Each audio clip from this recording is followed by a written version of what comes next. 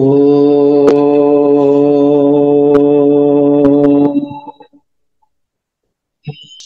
ब्रह्म गुरु विष्णु गुरुर्देवो महेश्वरः गुरु साक्षात् परं ब्रह्म तस्मै श्री सद्गुरवे नमः। ओम गणानां त्वा गणपतिं हवामहे कविं कवीनामुपमश्रवस्तमं ज्येष्ठराजं ब्रह्मणां ब्रह्मणस्पदा न शृण्वन्नोति विश्वेदसादनम्। श्री महागणाधिपतये नमः। ओम ऐं ह्रीं श्रीं ऐं क्लीं सौहं सस्वसोहं स्वरूप निरूपण हेतवे श्री गुरवे नमः। श्री सदानंदनाथ श्री पादुकां पूजयामि नमः। श्रीं सौ श्रीं ह्रीं क्लीं ऐं ह्रीं श्रीं ऐं क्लीं सौहं सौहं सस्वसोहं सशुभकास्महेतवे श्री परम गुरवे नमः। श्री पूर्णानंदनाथ श्री पादुकां पूजयामि नमः। श्रीं सौ श्रीं ह्रीं क्लीं ओं क्ष्मरीं दुं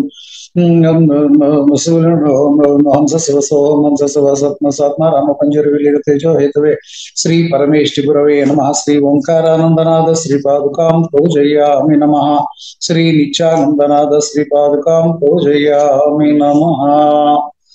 ओम नमो भगवते पूर्णानंदाय। ఈ రోజు ఒక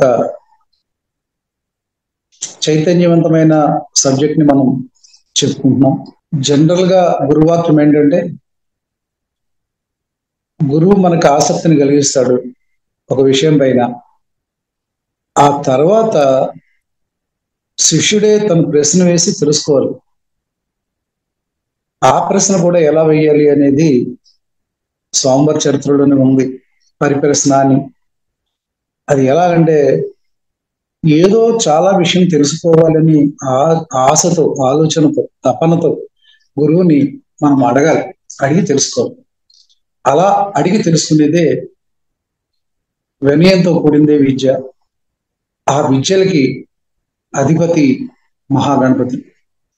ఆ మహాగణపతి గారిని మనం తలుచుకుంటూ ఈరోజు మనం ఆది అంటే బిగినింగే గణపతి కాబట్టి చాలా విషయాలు ఏదైనా పని ప్రారంభించే ముందు ఏవైతే మనం చేయాలో అవన్నీ చెయ్యాలి.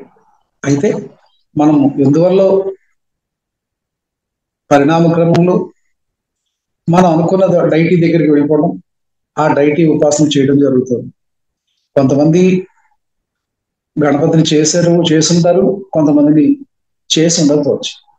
సో డైరెక్ట్లీ ఈ మధ్యకాలంలో క్రమ విద్య జరగకపోవడం వల్ల, విద్యాభ్యాస ధోరణి మారినందువల్ల we are touching different subjects at different times without following basics.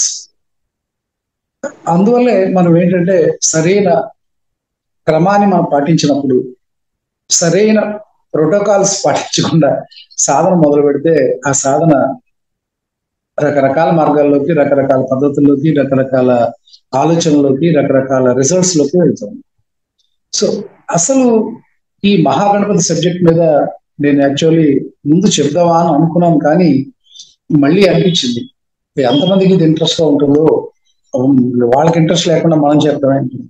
ఈరోజు కొంతమంది అడిగారు, ఈ గణపతి ఏంటి, ధ్యాన శ్లోకం ఏంటి, ఈ పరిస్థితి ఏంటి. అసలు దైవ ప్రార్థనలోకి వెళ్లే ముందు అసలు ఏ విధంగా మన గురించి మనం తెలుసుకోవాలి అనేది ముఖ్యంగా మనం తెలుసుకోవాల్సిన అవసరం ఉంది. అందువల్ల కొంచెం అసందర్భ ప్రసంగం అని అనుకోకపోతే కొన్ని విషయాలు నేను చెప్పాల్సిన బాధ్యత నాకు ఉంది. ఎందుకంటే we're talking about Ganapati, Mahaganapati. ఇప్పుడు మనిషికి ఉన్న అవస్థలు ఏంటి? మీకు అందరికీ చాలా మంది ఇందులో ఆధ్యాత్మిక సాధనలో బాగా సాధనలో ఉన్న వాళ్ళే, మీరు అందరూ సాధకులే. 3 గుణాలు ఉంటాయని, ఆ 3 గుణాలే సాత్వికం, రాజసం, తామసం అని ఈ దేవి భాగవతం కానీ, అమ్మవారి చరిత్రలు కానీ మీరందరూ ఏనాడో చదివేస్తుంటారు. అలాగే మనిషికి ఉండే అవస్థలు 3 అని, జాగ్రత్త, స్వప్న, సుషుప్తి అవస్థాసు. మనం మన స్వామివారు, మన గురువు ఎటువంటి ఆయన అంటే మొత్తం వేదాలని, ఉపనిషత్తులని, సిద్ధ పరంపరని అన్ని కూడా అవకాశం పట్టేసిన మహా మహా మహా మహా గురువు మన గురు పరంపర. అటువంటి గురువు దగ్గర తయారవుతున్న మనము లోకానికి కూడా ఖచ్చితంగా వారి పేరు నిలబెట్టేలాగా మనం ప్రవర్తించాల్సిన అవసరం ఉంది. జాగ్రత్త, స్వప్న, సుషుప్తి అవస్థాసు అని మనం అంటాం. అంటే మనిషికి ఉండేవి 3 అవస్థలు. 1 ఎలర్ట్ గా ఉండడం, 2 కళల్లో విహరించడం, 3వది సుషుప్తి, తనంటే ఏంటో తనకు తెలియకపోవడం. ఈ తనంటే తనంటే తెలియని స్థితిని ఏమంటారు? ఎరుక కలిగి ఉంటే గాఢ నిద్ర అంటారు, ఎరుక లేకుండా ఉంటే గాఢ నిద్ర అంటారు, ఎరుకతో ఉంటే తురియము అంటారు. ఈ 4 స్థితులు, ఈ 3 స్థితుల్లోనే మనము ఉంటాం. అది శ్రీ విద్యా ఉపాసకులు అయితే వాళ్ళు ఏం చెప్తారంటే, జాగ్రత్త అవస్థలో ఉంటే కామేశ్వరి అని, సుషుప్తి అవస్థలో ఉంటే వజ్రేశ్వరి అని,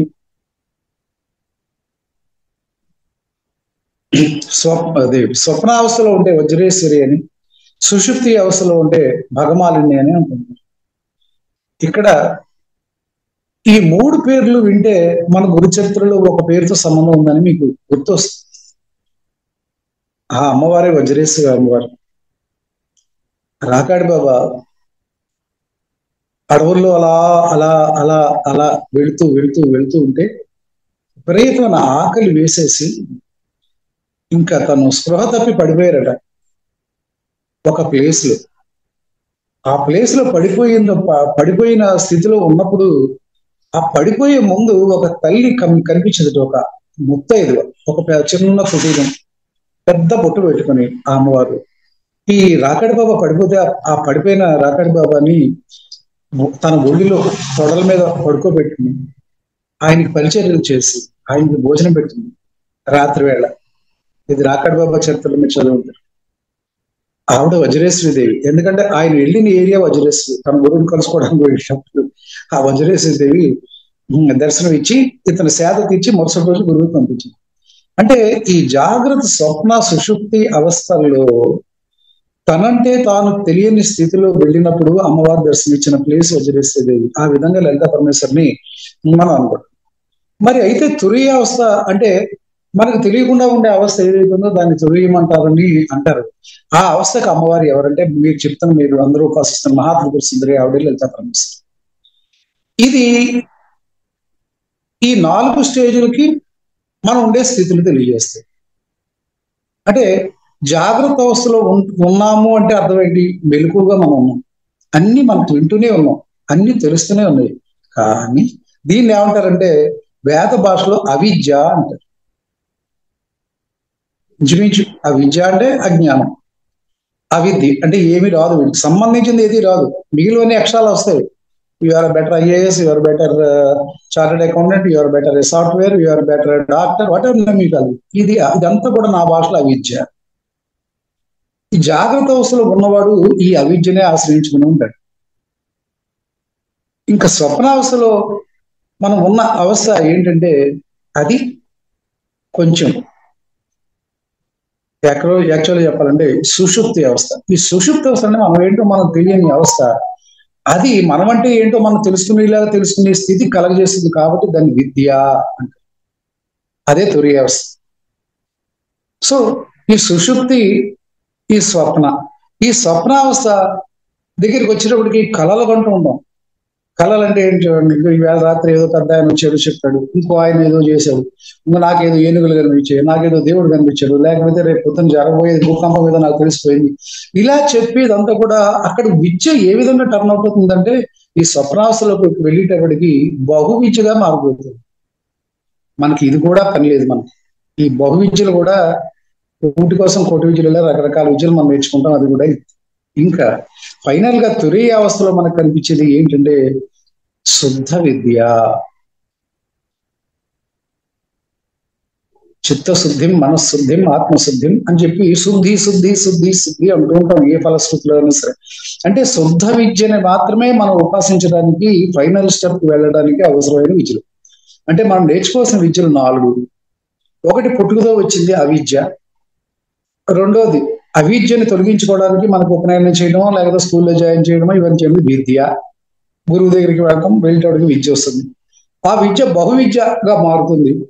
ఆ బహువిద్యగా మారిన తర్వాత ఫైనల్ గా మీ యొక్క ప్రాక్టీస్ పెరిగే కొద్ది కూడా ఇట్ విల్ ట్రాన్స్ఫార్మ్ యాజ్ శుద్ధ విద్య.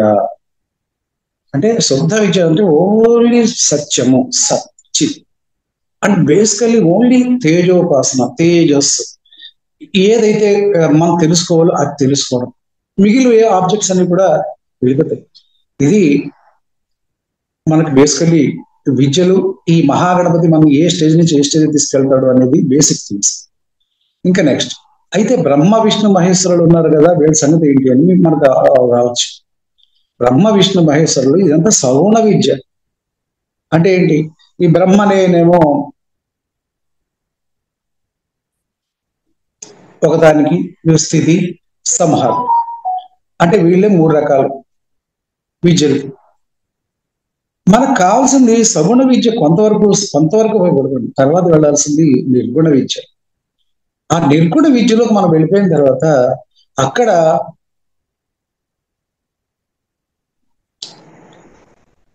పూర్తిగా ఆధారపడి నిర్గుణ విద్యలోకి వెళ్ళడానికి మనం ఎక్కడున్నాం, ఏ లోకంలో ఉన్నాం? వీఆర్ ఇన్ భూలోకంలో ఉన్నాం. భూలోకానికి అధిపతి ఎవరు? అగ్ని. భూవర్లోకం అంటే భూమి దాటి పైకి వెళ్ళిపోయినారు భూవర్లోకం, అక్కడ వాయువు. ఇంకా పైకి వెళ్తే అక్కడ సువర్లోకం అంటాం, అక్కడ సూర్యుడు. ఈ అగ్ని, వాయువు, సూర్యుడు దాటి వెళ్ళిందంటే అక్కడ వస్తుంది బ్రహ్మలోకం. సో దీన్ని మనం ఏమంటామంటే ఈ విద్యల్ని ఈ యొక్క లోకంలో ఉండే ఈ అగ్ని, వాయువు, సూర్యుడిని బేస్ చేసుకుని మనము బ్రహ్మ విష్ణు మహేశ్వరులు స్థాయి పైకి వెళ్ళి సగుణం నుంచి నిర్గుణంలోకి వెళ్ళిపోతుంది. సాధన యొక్క రహస్యం. అంటే పూర్ణానంద స్వామి వారు దీన్ని చాలా చక్కగా డివైడ్ చేశారు. మన స్థాయికి మించి అర్థం చేసుకోలేకపోవచ్చు. ఆయన ఏమంటారంటే మూలాధారం మనకున్న 6 చక్రాల్లో మూలాధారం అంటే తర్వాత ఏంటి? మూలాధారం, స్వధిష్టానం, మణిపూరకం. మూలాధారం, మణిపూరకం 2 కూడా అగ్నితత్వం. అక్కడ సూర్య కిరణాలు 108 టోటల్ 300 డిగ్రీ సర్కిల్లో హీట్ ఎక్కువగా మనకు వచ్చేది 2 చక్రాలు అట్రాక్ట్ చేసుకుంటాయి. దట్ ఈస్ వన్ ఈజ్ మూలాధార, అనదర్ ఈస్ మణిపూరక చక్ర. అక్కడ 108 అంటే 360 డిగ్రీస్ కదా మొత్తం సర్కిల్, సూర్యమండలం సర్కిల్ 360 డిగ్రీస్. ఈ 360 డిగ్రీస్ లో 108 డిగ్రీస్ భూమండలం మీదకి వస్తాయి. ఆ వచ్చిన డిగ్రీలు అగ్ని ద్వారా మన శరీరంలో 2 చక్రాల ద్వారా మన అగ్ని ప్రజ్వలింప చేసుకుంటాం. ఆ 2 చక్రాలు ఏంటంటే మూలాధారం అండ్ మణిపూరకం. That is 108. ఇంకా స్వాదిష్టాన అనాహతలు, స్వాదిష్టాన అనాహత చక్రం. అక్కడ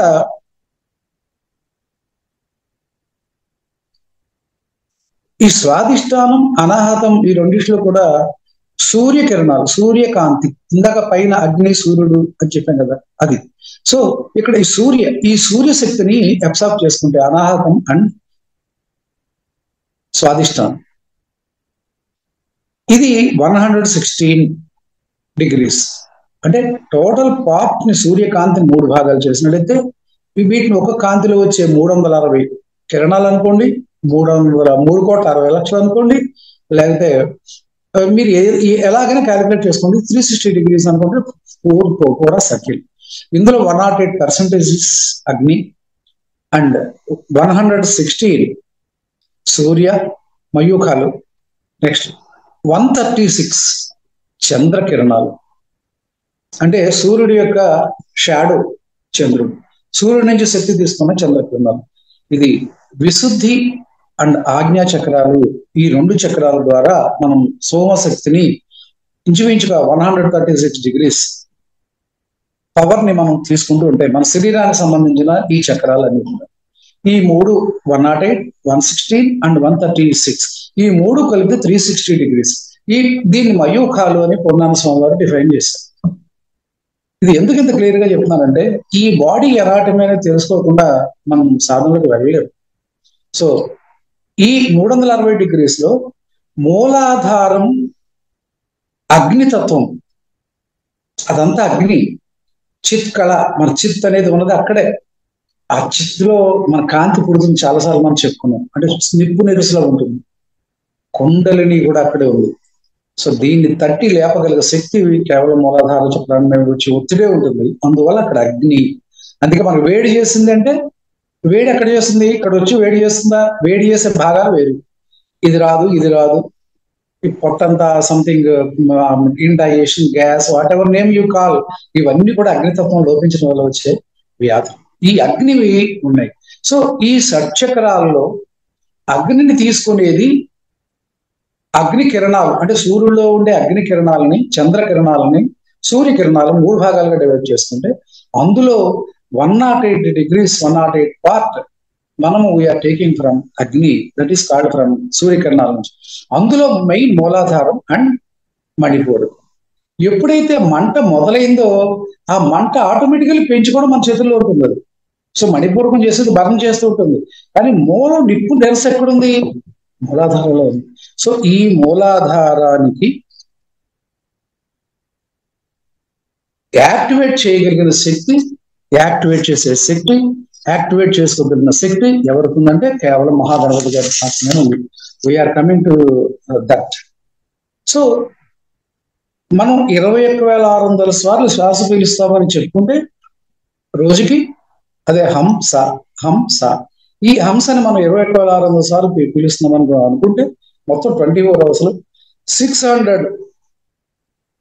600 సార్లు మాత్రం మనం 40 నిమిషాలు మార్నింగ్ 6 to 6:40 ఈ మూలాధారంలో మాత్రం మనం అగ్నిని తీసుకుంటూ ఉంటాం సూర్యకాంతి నుంచి.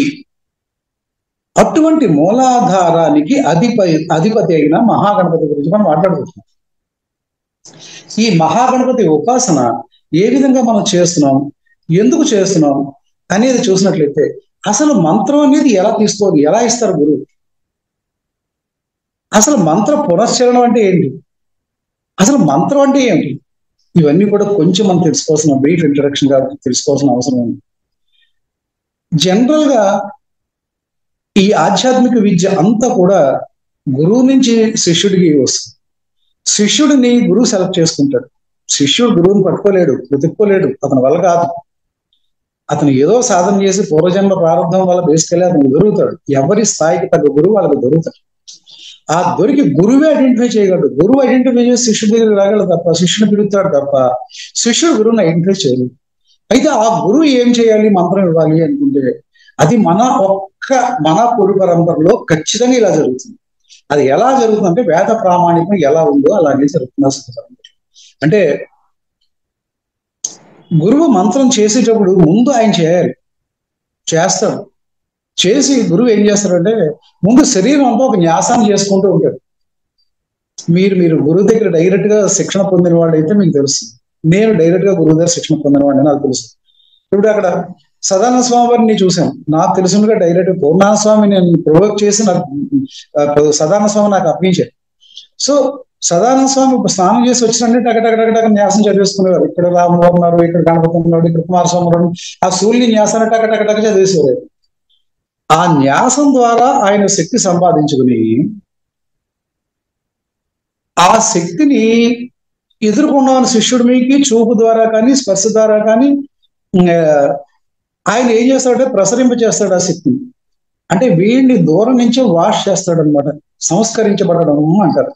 అంటే గురువు దగ్గరికి గురువు శిష్యుని ఐడెంటిఫై చేసిన తర్వాత శిష్యుడికి డైరెక్ట్ గా ఏమీ చెప్పడు, సంస్కరిస్తాడు. ఆ సంస్కారం ఎలాగంటే ఆయన చేసే న్యాసాల ద్వారా వీడు ఆయన చేసే న్యాసాలను చూసి ఆటోమేటికల్లీ ఓహో ఇది కూడా ఇలా చేసుకోవాలా అనుకుని వీడికి కొంచెం సంస్కరించబడతాడు. ఇది సెకండ్ స్టేజ్. గురువు ఐడెంటిఫై చేసిన తర్వాత నెక్స్ట్ స్టేజ్ సంస్కరించబడతాడు. అది బొట్టెట్టుకోవడానికి. ఫర్ ఎగ్జాంపుల్ పూర్ణానంద స్వామి వారు ఇలా బొట్టెట్టుకునేవారు. సో వెంటనే ఆ పూర్ణానంద స్వామి చూసి సదానంద స్వామి ఈ బొట్టు ఎలా పెట్టుకోవాలి, అంతవరకు బిగ్ బూట్ రౌండ్ గా పట్టుకున్నారు అటు సదానంద స్వామి గారు. తర్వాత పూర్ణానంద స్వామి ఏ విధంగా పట్టుకున్నారో ఆ విధంగా ఆ వేళతో ఆ విధంగా తెచ్చుకోవాలి. ఆ గురువుని చూసి మనం నేర్చుకుంటాం. సో విద్య అంతా కూడా నేర్చుకునేది గురువు నుంచి. దిస్ ఈస్ కాల్డ్ సంస్కరించబడిన తర్వాత ఆయన ఏం చేస్తారంటే ఆ గురువు తన ఉపాసనా దేవుని మంత్రం చేస్తారు, పురస్చరణ అంటారు. ఆయన చేసుకునేది అది చేసిన తర్వాత అంటే శిష్యుడికి ఏ మంత్రం ఇవ్వాలో ఆ మంత్రాన్ని ఆయన పునశ్చరణ చేసుకుని, ఆ పునశ్చరణ చేసిన తర్వాత ఒక కలశం పెట్టి ఆ పురస్చరణ చేసిన మంత్రశక్తిని అంతా ఈ కలశంలో ప్రవేశపెట్టి ఆ కలశాన్ని జలాన్ని శిష్యుడికి స్నపనం అంటే అభిషేకం చేయాలి. మన ఆశ్రమ సాంప్రదాయంలో చాలా క్లియర్ గా ఉంది. స్వామివారు అంతా సాధన చేసి చేసి చేసి కొన్ని వందల కలశాలు పెట్టి మనందరికీ అభిషేకం చేశారు. దాన్ని స్వపనము అంటారు. అభిషేకం చేసిన తర్వాత ఆ రోజు ఆ అభిషేకం అయిన తర్వాత అప్పుడు బట్టలు మార్చుకు వచ్చిన తర్వాత అప్పుడు శిష్యుడికి మంత్రోపదేశం చేస్తారు. మంత్రోపదేశం చేయడానికి ఉండే ప్రాసెస్ ఇది. ఇంత ప్రాసెస్ బయట లోకంలో ఎక్కడుందో నాకు తెలియదు. మన ఆశ్రమ పరంపరలో పూర్ణానంద స్వామి కానీ సదానంద స్వామి కానీ నాకు తెలిసింది వాడు ఎప్పుడు ఇలాగే చేశారు. నాకు కొన్ని వందల కలసాల నుంచి మేము చేశారేమో సదానంద స్వామి అనిపిస్తుంది. వచ్చేవారు 3 రోజులు ఉండేవారు, 3 రోజులు 3 కలసాలు పెట్టేశారు, కూర్చోవాలని పెట్టారు, అభిషేకం చేశారు. అప్పుడు 3 రోజులు అయిపోయిన తర్వాత అప్పుడు ఆ మంత్ర దీక్ష ఇచ్చేవారు. మనకు అర్థమయ్యేది కాదు ఈ విషయాలంతా. ఇది ఎలా చేయాలి అనేది ప్రాసంలో ఉపాసనలో ముందు అది మంత్రం తీసుకునే క్రమం ఇది. ఇది అయిన తర్వాత ఈ మంత్రంలో ఎలా పురస్చరణ చేయాలి అనే విషయం కూడా క్లుప్తంగా కొంచెం చెప్పాలి. అది దాన్ని ఏమంటారంటే దేవతా పంచాంగం అని అంటారు. నెక్స్ట్ మంత్ర పంచాంగం అని కూడా అంటారు. మీరన్నీ చేస్తున్నారు, మీకు తెలుసు, కానీ పేరు తెలియదు. దేవతా పంచాంగం అంటే ఏంటంటే ఇప్పుడు మన సబ్జెక్ట్ లోకి ఇంచుమించు కానీ దేవతా పంచాంగం అంటే 5. ఒక దేవతను ఉపాసించాలంటే ఉండే శాస్త్రం ఏంటంటే 5. ఒకటి హృదయం, అంటే ఆ దేవత యొక్క హృదయం ఎలా ఉంటుందో తెలుసుకోవాలి. అది చదవడం ద్వారా మనకు ఆ దేవత హృదయం ఇలా ఉంటుందని మనం తెలుసుకుని మన ఆ దేవతలా మారడానికి మన హృదయాన్ని కలిగి ఉంటుంది. 2 కవచం, ఆ అమ్మవారి యొక్క వేదర్ ఆ గణపతి యొక్క ఆ శివుడి యొక్క ఉపాసనా దేవత ఎవరైతే ఉన్నారో ఆయనకు సంబంధించిన కవచం చేసుకోవడం ద్వారా ఆ స్వామివారికి ఆ దేవతకు సంబంధించిన దేవతా శక్తులన్నీ కూడా మన శరీరంలో ఆవాహన చేసుకుని మనం ఒక చూడండి బయటకు వచ్చేటప్పుడు మనం షర్ట్ వేసుకుంటాం చూసారా, అలా ఫిజికల్ బాడీని యాక్టివేట్ చేసుకునేదే కవచం. 2వ ప్రక్రియ. 3వది ప్రతి దానికి కీలకం అనేది క్లియర్ గా ఉంటుంది. మనం గురువు చెప్పినప్పుడు ప్రతి దానికి కీలకం అనేది క్లియర్ గా చెప్తాడు. కీలకం అంటే ఎందుకు ఇది, దానికి ఏ పర్పస్ నిమిత్తం, ఎందుకు దానికి బీజానికి ఈ మంత్రానికి ప్రాణం ఏంటి, ఈ మంత్రశక్తికి కీ ఏంటి అని చెప్పేదే కీలకం. అది దేవతా పంచాంగంలో 3వ కీలకమైన విషయం. 4వది సరహస్యకం అంటారు. రహస్యం అంటే ఏం లేదు, దీంట్లో పెద్ద విశేషం లేదు. మీరు చేసే పూజ, ఆవరణ పూజ, లేకపోతే మీరు చేసే అభిషేకం, లేకపోతే మీరు చేసే ఆవాహన, ఇదంతా కూడా సరహస్యకము అంటారు. అంటే రహస్యంతో కూడిన మొత్తం ఆచరించే విద్య. అదే మన పూజ, అదే మనం చేసే ఆవరణ పూజ. ఇది ఎలా చేస్తామంటే మళ్ళీ దాన్ని చెప్తారు. ఇదంతా మంత్రశాస్త్రం తెలుసుకున్న తర్వాత 5వ విద్య ఏంటంటే పటలము అంటారు. అంటే ఒక యంత్రం వేసుకుని నువ్వు ఇలా ఇలా చేయాలి, ఈ స్టెప్ ముందు చేయాలి, ఈ స్టెప్ వెనక చేయాలి, ఇక్కడ మంత్రం చేయాలి, ఇక్కడ ఆవరణ పూజ చేయాలి, ఇక్కడ పువ్వు వేయాలి, లేకపోతే ఇక్కడ ప్రాణప్రతిష్ఠ చేయాలి అని పటలము అనేది 5. సో దేవతా పంచాంగంలో ఒక దేవతను ఉపాసించే మార్గాలు 5, ఉపాసించే క్రమం 5. ఈ 5 స్టెప్స్ మనం ముందుగా నేర్చుకోవాలి. ఇది కేవలం గురువే చెప్పాలి, ఇంకెవ్వరు చెప్పాలి. నెక్స్ట్ దేవతా పంచాంగం తర్వాత నెక్స్ట్ స్టెప్ ఈస్ మంత్ర పంచాంగం. ఓకే, ఈ పార్ట్లన్నీ చేస్తున్నావు. సో ఈ మంత్రాన్ని ఎలా పునశ్చరణ చేయాలి మనం అంటే స్వామివారు చెప్తారు. ఇక్కడ మన స్వామివారు మన ఆశ్రమంలో మన విధానం ఏంటంటే ఏ మంత్రమైనా సరే గురువు ఇచ్చిన తర్వాత ముందు 1,00,000 చేయమంటారు. 1,00,000 జపం. 1,00,000 జపం అయిపోయిన తర్వాత 10% హోమం అంటే 10,000 హోమం. 10,000 హోమంలో మళ్ళీ 1000 తర్పణం, తర్వాత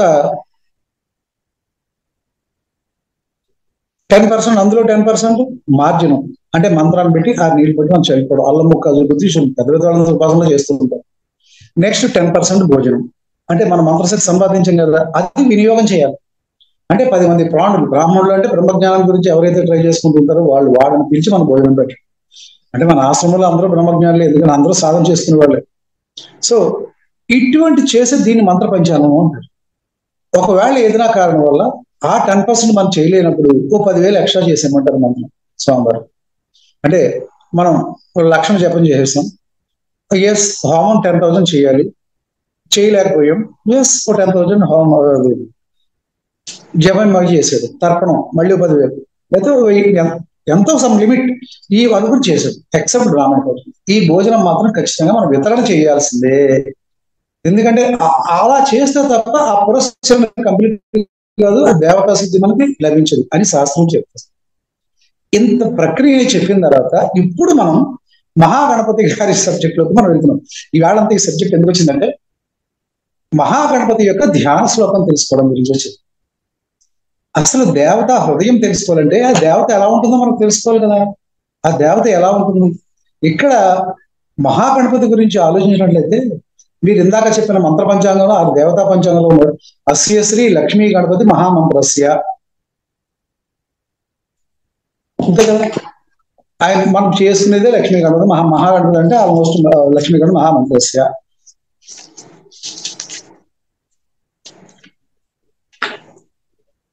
గణక ఋషి నిశ్చత్ గాయత్రి ఛంద లక్ష్మీ గణపతి దేవతాం గం బీజం స్వాహా శక్తి గ్లౌం కీలకం లక్ష్మీ గణపతి దేవత ప్రసాద చెప్తే చెప్పే వినియోగ అయితే మీరు ఆటోమేటికల్లీ న్యాసం దగ్గరికి వస్తారు.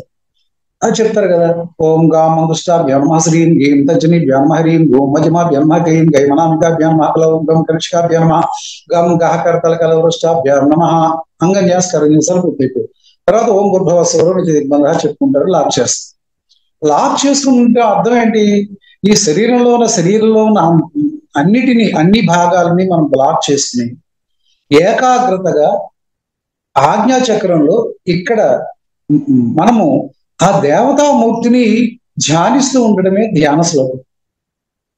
ఆ ధ్యానించేదే ఇక్కడ లక్ష్మీ గణపతి దగ్గరికి వచ్చేటప్పటికి ఇది యాక్చువల్లీ గణపతి విద్య ప్రతి వాడి జీవితంలో గాయత్రి మంత్రాన్ని ఇచ్చిన తర్వాత నెక్స్ట్ మన గణపతితోటే మొదలు పెడతాం. ఏ విద్యను సరే గణపతితోటి ఎందుకు మొదలు పెట్టాలి అనే విషయాన్ని ఆలోచించినట్లయితే గణపతి మూలాధారానికి అధిపతి. మూలాధారం అంటే ఏంటి, మొత్తం చక్రాల్లో మూలాధారం బిగినింగ్ అయితే ఎండింగ్ సహస్రాలు. సో మూలాధార కింద నుంచి పైకి వెళ్లాల్సిందే ఎవడైనా సరే ఆధ్యాత్మిక విద్యలో. అలా వెళ్ళేటప్పుడు ఆ మూలాధారానికి అధిపతి గణపతి, అక్కడే శక్తితో కూడిన గణపతి. మనకు శక్తి ఎక్కడుంది, హృదయంలోను చేతుల్లోనూ లేకపోతే బుర్రలోనూ లేదు, మనకు శక్తి ఉన్నది మూలాధారంలో ఉంది. అందుకే తను జాగ్రత్తగా చూసుకోవాలి మూలాధారం అనేది. అక్కడ ఉన్న చిట్కాలని ఎప్పటికప్పుడు టెంపరేచర్ మెయింటైన్ చేయాలి. You should maintain 98.4 always. అక్కడ చిట్కాలు ఉంది, దాని ద్వారా ప్రజ్వలితం అవుతుంది మీ యొక్క వాయువు వల్ల, లేకపోతే మీకు అనాహతల మణిపూర్ణం వల్ల ఉంటుంది.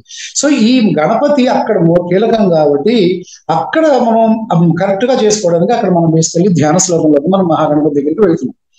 ఆ గణపతి ఎలా ఉంటారో అనే విషయం మీరు ఆలోచించినట్లయితే మహాగణపతి అన్నా లక్ష్మీ గణపతి అన్నా కూడా ఒకటే. నెంబర్ 1 బీజాపూరగదేక్షు కార్ముకారుజ చక్రాబ్జ పాసోత్పల వీహ్యాగ్ర సవిష్ణు. మీ దగ్గర ఆ ఉంటుంది కదా ధ్యాన శ్లోకం, మీ దగ్గర ఉందా? ఆ ఉంటే అది ఓపెన్ చేసుకోం, మీకు ఉపయోగపడుతుంది. ఒకవేళ లేకపోతే మిగిలిన వాళ్ళకి, ఈ గ్రూప్ల వాళ్ళకి ఫార్వర్డ్ చేయండి అది. ఎందుకంటే గణపతి యొక్క రూపాన్ని మనం వర్ణించుకుంటున్నాం అంటే గణపతి గురించి మనం తెలుసుకోవాలి కదా. ఆయన చెప్తారు, ఒక్కసారి గణపతి అనేది మన లలాట ఫలకం మీద ముద్రపడితే సర్వదేవతా శక్తులు ముద్రపడినట్టే, అన్ని కూడా దీని నుంచి ఉత్పన్నమైన శక్తులే. అందువల్ల బీజాపూరగదేక్షు కార్ముకారుజ చక్రాబ్జ పాసోత్పల వీహ్యాగ్రస విషాణ రత్న కలస ప్రోద్యత్ కరాంబోరుహాం ఝేయో వల్లభయా సపద్మకరయా శ్లిష్టాజ్వలద్భూషయా విశ్వోత్పత్తి విపత్తి సంస్థితి కరో విఘ్నేశ ఇష్టార్థదః. బీజాపూరగదీక్షు కార్ముకారుజ చక్రాబ్జ పాశోత్పల వీహ్యాగ్ర స్వవిషాణ రత్న కలస ప్రోద్యత్ కరాంబోరుహా ఝేయో వల్లభయా సపద్మకరయా శ్లిష్టా జ్వలద్భూషయా విశ్వోత్పత్తి విపత్తి సంస్థితి కరో విఘ్నేశ ఇష్టార్థదః. మొత్తం బ్రెయిన్ అంతా ఎలర్ట్ అయిపోతుంది ఒక్కసారి ఆ జ్ఞాన శ్లోకం చూస్తే. ఇక్కడ అమ్మవారికి అయ్యవారికి ఎలా ఉంటారు అని ఆలోచించినట్లయితే, ఆయన గణపతి అనగానే మీ అందరికీ తెలుసు, ఏనుగు యొక్క ముఖం కలిగిన వాడు. ఏనుగు యొక్క ముఖం కలిగిన తర్వాత నరుడి యొక్క శరీరాన్ని కలిగి ఉన్నవాడు.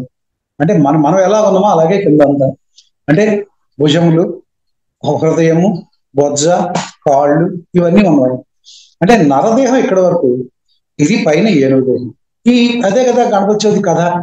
సో గణపతి ఉండే బేసిక్ స్ట్రక్చర్ అది. కింద వరకు మనిషి శరీరమే. ఆయన లంబోదరుడు, లంబమైన ఉదరంగా కలవాడు, అంటే లంబమైన ఉదరం కలవాడు, అంటే విశాలమైన బొజ్జ కలవాడు. మరి ఈ ధ్యాన శ్లోకంలో మనకు కనిపిస్తుంది ఏంటంటే ఆయనకి 10 చేతులు ఉన్నాయి. ఆ 10 చేతులు ముఖ్యం కాదు మనకి. ఆ 10 చేతుల్లో ఉన్న ఆయుధాలు ఏమిటి, ఆయన ఏది పట్టుకుని ఉన్నాడు, ఆయన ఏదైతే పట్టుకుని ఉన్నాడో అది మనకు అవసరం. ఆ తర్వాత శరీర వర్ణంలో వెళ్తాం. మన బీజాక్షరాలతో కూడిన మంత్రం అంతా మనకు అర్థం కావాలంటే ఆ ధ్యాన శ్లోకాన్ని అర్థం చేసుకోవాలి. ముఖ్యంగా ఇక్కడ చాలా గొప్ప విశేషం ఏంటంటే, కుడి చేతి నుంచి ఎడమ చేతి వరకు లెక్కిస్తుంటాం. అంటే కుడివైపు 5 చేతులు, ఎడమ వైపు 5 చేతులు, 10 చేతులు. 11వది ఎక్స్ట్రా ఉంది ఆయనకి, దట్ ఈస్ కాల్డ్ తొండం. ఆయన గణపతి గజానన ముఖం కాబట్టి ఆ గజాననుడికి గణపతికి అంటే ఏనుకి తొండం, అది విపరీతమైన బలం. ఈ చేతులు ఎంత బలం, ఆ తొండం ఒకటే ఒక అంత బలం. సో అందరికీ 10 చేతులు ఉన్నాయి, ఈయనకి 10 చేతులు ఉన్నాయి, ఎక్స్ట్రా తొండం. ఆ తొండంతో దేన్నైనా వాసన చూడగలడు, ఎంత పొడిగైనా దాన్ని ఎక్స్పాండ్ చేయగలడు.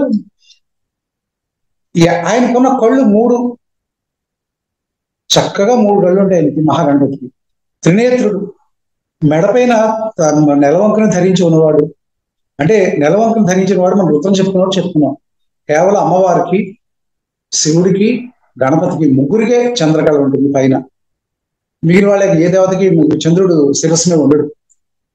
సో ఆ చంద్రుడు గణపతి ఎలా ఉంటారంటే, ఆ గణపతి ముఖం, పెద్ద చెవులు, చిన్న కళ్ళు 3, పెద్ద తొండం, ఇది ఆ ముఖం. ఆ ముఖంలో ఆ విధంగా ఉన్న గణపతికి 10 చేతులు ఉన్నాయి. ఆ 10 చేతుల్లో ఏమేమి కలిగి ఉన్నాడు? బీజాపురము అంటే మీ భాషలో దానిమ్మ పండు అనుకో. గద, బీజాపుర గద అంటే గద. ఇక్షు అంటే చెరుకు. బీజాపుర గద ఇక్షు కార్ముక.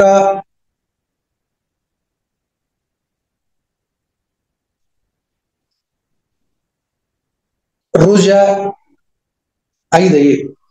బీజాపురం అనేది పండు, అంటే చేతిలో పెట్టుకుని కుడి చేతిలో పండు, అంటే మన భాషలో దానిమ్మ పండు అనుకోవచ్చు. కొంతమంది దానిమ్మ అంటారు, కొంతమంది జామ అంటారు. నా భాషలో అయితే, నాకు తెలిసిన పరిజ్ఞానంలో అయితే ఎరుపు రంగు పండు ఆయనకి ఇష్టం కాబట్టి ఇది. రెండో చేతిలో బీజాపుర గద. గద అంటే మీ అందరికీ తెలిసిందే. ఈక్షు చెరుకు గడ. లలితా పరమేశ్వర్ కూడా అక్కడ చెరుకుగాడు ఉంది, ఇక్కడ గణపతి కూడా చెరుకుగాడు ఉంది. ఇక్షు కార్ముఖము అంటే 3 ముఖములు కలిగినది. 3 ముఖములు కార్ముఖం అంటే త్రిశూలం, 4వ చేతిలో త్రిశూలం. రుజం అంటే ఏంటి? చక్రము. ఇవి 5 చేతులు. నెక్స్ట్ రుజము అంటే శంఖము. దీనికి మార్చారు, ఇటు యాక్చువల్లీ ఎడమ చేతిలో ఉంటుంది ఆ శంఖం అనేది. ఈ కుడి చేతిలో పైన 5వ చేతిలో శంఖం ఉంటుంది, ఇది చక్రం ఉంటుంది, సుదర్శనం.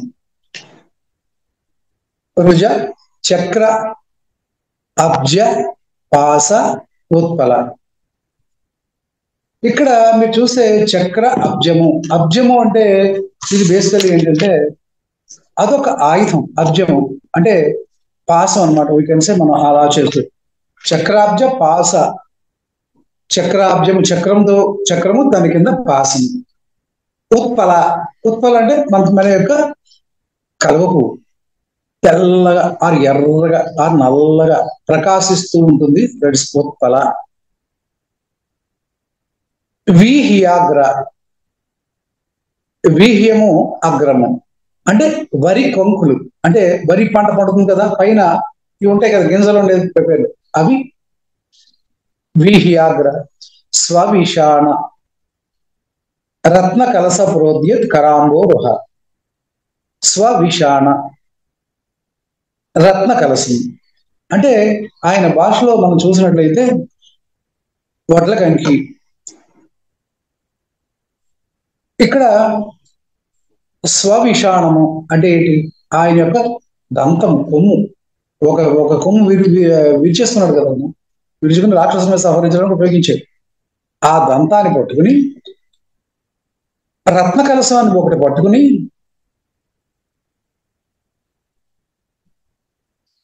ఆ సిద్ధలక్ష్మి అమ్మవారిని తన ఎడమ తొడ మీద కూర్చోబెట్టుకుని ఆవిడని ఇలా అలింగనం చేసుకుని కూర్చుంటాడు ఆయన. ఇప్పుడు 10 ఆయుధాలు వచ్చేలా లెక్కిస్తుంది. అంటే బీజాపురం, గద, చెరుకు, త్రిశూలం, చక్రం, శంఖం, పాసం, ఉత్పలం, వడ్లకంకి, దంతం. రత్న కలస ప్రోద్యత్. రత్న కలస ప్రోద్యత్ కరాంబోరుహ. కర అంబోరుహ అంటే పట్టుకున్న ఆ సిద్ధలక్ష్మీదేవిని పట్టుకున్న ఇది. ఆ పట్టుకున్న చేతిలో ఆయన దంతం కూడా ఉంటుంది. ఇది లక్ష్మీ గణపతి యొక్క 10 చేతుల్లో తొండం ఇలా వంకర తిరిగి ఉన్న దాంట్లో రత్న కలశము. ఇది ఆయన యొక్క ఇది. ఝేయో వల్లభయ సపద్మకరయ శ్లిష్టా జ్వలద్భుషయ. మరి ఇంకా అమ్మవారు ఎలా ఉంది? అయ్యవారు ఇలా ఉన్నాడని చెప్పేశారు. ఝేయో వల్లభయ. వల్లభ అంటే లక్ష్మీదేవి. ఆ వల్లభుడు ఆయన గణపతి. సో వల్లభుడు పురుషలింగం అయితే వల్లభ స్త్రీ. ఈ వల్లభ ఎలా ఉంది? సపద్మకరయ. ఆవిడ పద్మాన్ని పట్టుకుని కూర్చుంది. ఆవిడ కూడా పద్మాన్ని పట్టుకుని కూర్చుంటుంది. సపద్మకరయ శ్లిష్టా జ్వలద్భూషయ. విశ్వోత్పత్తి విపత్తి సంస్థితకరో విఘ్నేశ ఇష్టార్థత. ఆయన చేసి పని ఏమిటి? విపరీతమైన ఆనంద స్థితిలో అలింగనం చేస్తున్న సిద్ధలక్ష్మిని అలింగనం చేసుకుని ఇంటర్లీ కనెక్ట్ అయిపోయి ఎప్పుడు విపరీతమైన ఆనంద స్థితిలో ఉండి ఈ విశ్వాన్ని ఉత్పత్తి చేస్తూ ఉంటాడంట ఆయన. అంటే విశ్వ సృష్టి కార్యాన్ని ఎప్పుడు అందరిలోనూ ప్రవేశింపజేసి ఆయన విశ్వాన్ని సృష్టిస్తూ ఉంటాడు. సృష్టికి మూలకారుడు కూడా అక్కడ బ్రహ్మ అయితే ప్రాక్టికల్ గా అవుట్కమ్ తీసేవాడు ఈ మహాగణపతి. విశ్వోత్పత్తి విపత్తి డిస్ట్రక్షన్ అని క్రియేట్ చేస్తాడు. సంస్థితి బ్యాలెన్స్డ్ సిచ్యుయేషన్ ని ఆయన కలగజేస్తాడు. అటువంటి గణపతి ఎవరైతే ఉన్నారో ఆయన ఇష్టార్థద, నా యొక్క ఇష్టములన్నీ నెరవేర్చేవాడు అయి ఉండుగాక. నా ఇష్టాలను నెరవేర్చే ఈ మహాగణపతిని నేను ధ్యానిస్తున్నాను అని ధ్యాన శ్లోకం. మళ్ళీ రివైండ్ చేస్తుంది. బీజాపూర గదేక్షు కార్ముకారుచ చక్రాబ్జ పాసోత్పల వీహ్యాగ్ర స్వవిషాణ రత్న కలస ప్రోద్యత్ కరాంబోరుహ.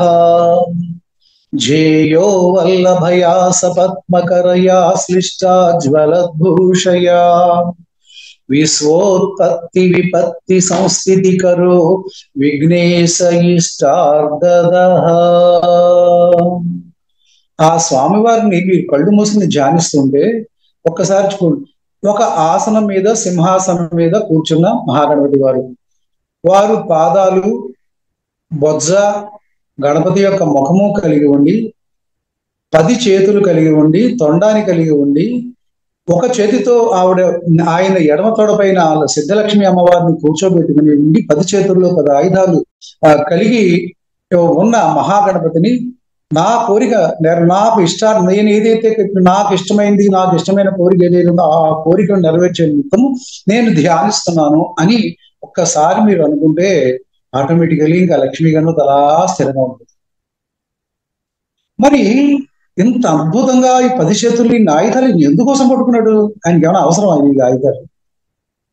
ఆ ఆయుధాలు ఈజ్ నథింగ్ బట్ సింబాలిక్ రిజంబలెన్సెస్. ఆయన చేసే పనికి చిహ్నములు మాత్రమే. 24 గంటలు 365 రోజులే యుద్ధాలు ఏం చేయటం. 24 గంటలు ఆయన చేసే విశ్వోత్పత్తి విపత్తి సంస్థితి కరువు. ఆయన విశ్వాన్ని ఉత్పత్తి చేస్తూ ఉంటాడు, విపత్తులు సృష్టిస్తూ ఉంటాడు, మళ్ళీ సమస్యకు తీసుకొస్తూ ఉంటాడు, మన కోరికలు నెరవేరుస్తూ ఉంటాడు ఆయన. ఇక్కడ బీజాపూర అంటే ఏంటంటే మనకి రివర్స్ అనమాట. అంటే మనము మనుషులు అంటే అజ్ఞానులు లేదా అవిద్య వాసన మనకున్నాయి. ఈ అవిద్య అంటే కోరికల పుట్ట. ఆ కోరికల పుట్టకి రిజంబులెన్స్ బీజాపురం. చూడండి, దాంట్లో బోల్డర్ బీజాలు ఉంటాయి, మనకి బోల్డర్ కోరికలు ఉంటాయి. ఆ కోరికలు అన్ని ఆయన చేతిలో పెట్టుకున్నాం అనుకో, అన్ని ఆయన పెట్టి సమర్పించేసాం అనుకోండి, ఆయన ఏది అవసరం మనకు అది ఇస్తుంటాడు. అందుకని ఆయన ఆయుధంగా ఒక చేతిలో బీజాపురాన్ని పట్టుకున్నాడు. 2, మనలో అవిద్య ఉంది కదా, అవిద్యను పోగొట్టేది ఏంటి? బాధటం, మొట్టికాయలు వేయటం, విద్యను తీసుకురావడం. అవిద్యను రూపుమాపి విద్య తీసుకురావడానికి గద అనే ఆయుధాన్ని చెప్తారు. ఆ గదే మన వెన్నుముకను కూడా చెప్తారు స్వామివారు. సో గద. 2వది, ఈ ట్రీట్మెంట్ ఇవ్వాలంటే ముందు దేనికి ట్రీట్మెంట్ ఇవ్వాలి? మనసుకు ట్రీట్మెంట్ ఇవ్వాలి. ఈ మనసుకు అధిపతి చంద్రుడు అయితే దానికి ఒక సింబాలిక్ రిజంబులెన్సెస్ ఏంటంటే చెరుకు గడ. అదే మన వెన్నుముక. మనకు అది ఉంది, ఆయన చేతిలో పట్టుకున్నాడు అంటే మన కంట్రోల్ ఆయన పెట్టుకున్నాడు అనమాట. మన మనసుని ఆయన కంట్రోల్. స్వామివారి చూడండి, చిరునవ్వు నవ్వుతూ ఒరే ఆ 1000 ఇటుకలు మోసేసరా అంటారు. ఆయన నవ్వుతూ చెప్పారు కాబట్టి ఆ 1000 ఇటుకలని బలం ఉన్నా లేకుండా మోసేస్తాం మనం. ఎందుకంటే ఆ శక్తి ఇచ్చేది ఆయన, ఆ మనస్సు చెరుకు రసం. నెక్స్ట్ త్రిశూలం. ఈ త్రిశూలం అంటే ఏంటి? జాగ్రత్త సుష్క్రియ అవస్థలు అనుకోవచ్చు, సాత్విక తామస రాజస తత్వాలు 3. ఈ మూడింటిని ఆయన కంట్రోల్ పెట్టుకున్నాడు త్రిశూలం అంటే. త్రిశూలం. నెక్స్ట్ చక్రం. చక్రం అంటే ఏంటి? మనం అందరూ దేంట్లో ఉంటాం? సంసార చక్రంలో ఉంటాం. ఆ సంసార చక్రం ఆయన చేతుల్లో పెట్టేస్తున్నాం. ఆయన అది పట్టుకుని నేను చూస్తా లేదా డోంట్ వరీ అంటున్నాను. ఈ విధంగా ఆయన చేతులు అయిపోయాయి. ఇంక ఇటేపు వచ్చినప్పటికి శబ్దం, శంఖం. ఈ శంఖం అంటే ఏంటి? శబ్దం వల్ల మాత్రమే మనిషి మేలుకుంటాడు. మీరు అలారం పెట్టుకున్నా, బయట ఏదో డిస్టర్బెన్స్ వచ్చినా, మీరు నిద్రలో వచ్చి మీరు పడుకున్న బాగా గాఢమైన నిద్ర లేపేది శబ్దమే. ఆ శబ్దం ఈజ్ నథింగ్ బట్ శంఖం. అది ఘంటాధ్వని అవ్వచ్చు, లేకపోతే అలారం అవ్వచ్చు, లేకపోతే నిజమైన శంఖనాదం అవ్వచ్చు, లేదా మీ శరీరంలో ఉత్పన్నం అయ్యే నాదం అయ్యి ఉండొచ్చు. ఏదైనా ఆ శంఖాన్ని కూడా ఆయన మన నాదం ఎవరి కంట్రోల్లో ఉందన్నమాట? ఆయన కంట్రోల్లో ఉంది శంఖం. ఇంకా నెక్స్ట్ పాసం. అంటే మనకు అందరికీ కూడా ప్రేమ, మోహం, ఈ ద్వేషం ఇవన్నీ కూడా మాయలో చిక్కుని మనం ఉంటాం. అందుకని పాసము మనకి మన మనవని చూసాం అనుకోండి పాసం, మన అబ్బాయిని చూసాం అనుకోండి పాసం, భార్యను చూసాం అనుకోండి పాసం, భర్తను చూసాం అనుకోండి పాసం. ఆ అభిమానం ఇవన్నీ ఉండకూడదు విద్య తెలిసిన వాడు. అందుకని ఇది పట్టుకెళ్ళి ఆయన కంట్రోల్లో పెడుతున్నారు. నెక్స్ట్ పాసాన్ని ఎప్పుడైతే కంట్రోల్లో పెట్టేసామో ఉత్పలం, శాంతి, పీస్, మనకి ఏ కోరిక లేకుండా అన్ని ఆయనకి సమర్పించేసి అన్నీ లేకుండా మనకు ఆయన ఒక్కడే మనం ప్రార్థిస్తే, మనం ఆ దైవాన్ని ప్రార్థిస్తే కూడా ఉత్పలం అంటే కలువకు నీటిలో ప్రశాంతంగా మెల్లమెల్ల చంద్రుడికి కలువకి సంబంధం ఉంది. కలువకు చంద్రుడు ఎంతో దూరం అంటారు. అంత చంద్రుడు చూసిన వెంటనే ఈ కలువకు వికసిస్తుంటుంది. అలాగా ఎప్పుడైతే మన కోరికలు లేకపోతే మన పాసములు ఇవన్నీ కూడా స్వామివారిలో అక్కడ నిక్షిప్తం కంట్రోల్ ఆయనలో ఉన్నాయో, ఇంకా ఆయన అప్పుడు మనకు ఉంది relaxed mind. That is called ఉత్పలం. ఎప్పుడైతే మీకు రిలాక్స్డ్ మైండ్ ఉండి ప్రశాంతంగా ఉన్నారో అప్పుడు మీకు చూడండి, ఏదైనా ఒక విజయం సాధించి వచ్చిన తర్వాత విపరీతమైన ఆకలిస్తుంది. అప్పుడు మీకు కావాలి మంచి ఆహారం. ఆ ఆహారం కూడా ఆయన ఇవ్వాలి. ఆ ఇచ్చేది వడ్ల కంకి. చూడు, అన్నిటికంటే మెయిన్ ప్రాణం కలిగి ఉన్నది వరి అన్నం, అదే కదా బియ్యం, అదే అక్షతలు అంటాం కదా. మనకి అన్న శక్తినిచ్చేది అది. ఆ శక్తి కూడా ఆయన చేతిలో ఉంది. మన శక్తినిచ్చేవాడు కూడా ఆయనే. ఎందుకంటే మూలాధారంలో ఉన్న గణపతే మన శక్తినివ్వడు. అది వరికి. ఇంకా దంతం,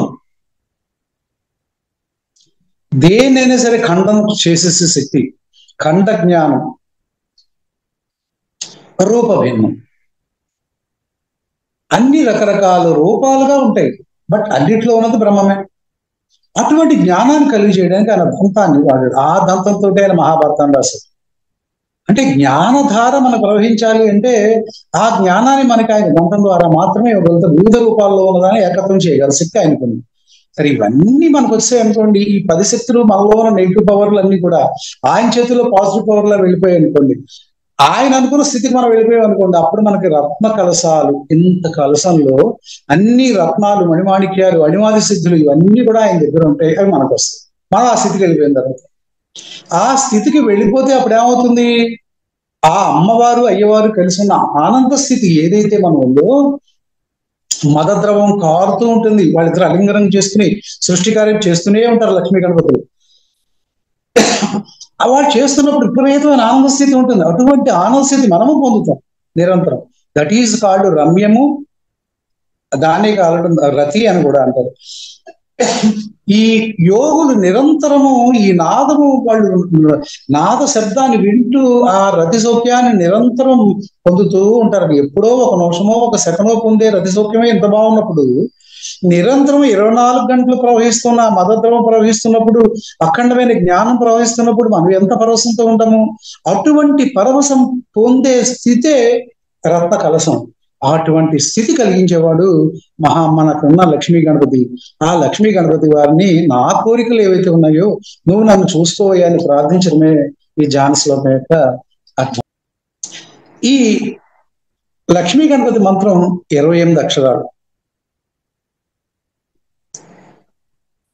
గాయత్రి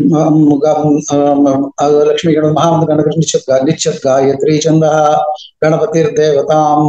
ఓం శ్రీం హ్రీం క్లీం గ్లౌం గం గణపతయే పరవరద సర్వజనం మే ఉస్మాన్ యస్వాహ. అటు గాయత్రి మంత్రం ఎలా చెప్తాం అలాగే 3 భాగాలుగా డివైడ్ చేస్తామని చెప్తాం, బీజాక్షరాలు కాక. సో ఇప్పుడు మనం కవచాన్ని ధరిస్తాం. ఈ కవచము అంటే ఏంటంటే, మీరు ఏ దేవత దగ్గరికి వెళ్తున్నారో ఆ దేవతా శక్తులు అన్ని ఆ దేవతను చుట్టూరు ఆశ్రయించుకుని ఉంటాయి. వాటిని మీ శరీరంలో ప్రతిష్ఠించుకునే క్రమమే కవచం.